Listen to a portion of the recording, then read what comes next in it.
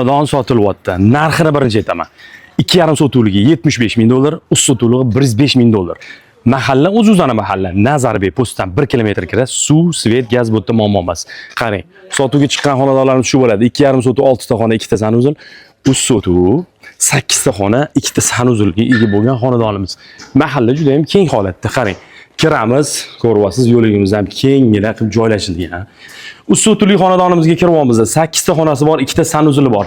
Endi qarang, xonadon mana shunaqa holatda bo'ladi. Kafta, mana orqa vremyanka hisob buzib tashlaysiz, kengayadi.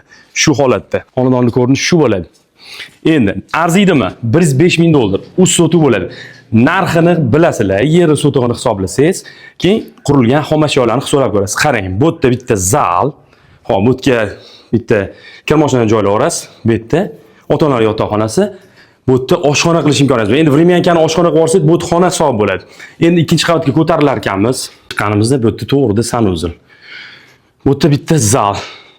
Hop, tashqariga qaragan romlari ham bor. Bu yerda bitta ota-onalar yotoqxonasi qilsangiz bo'ladi, bitta o'g'il bola yotoqxonasi, mana bu yerda yana bitta xona qilasiz. Bu yerda o'sha bitta sanuzulimiz bor, bu yerda yana bitta xona. Hop, qarang, xonalarning soni 8 ta bo'ldi.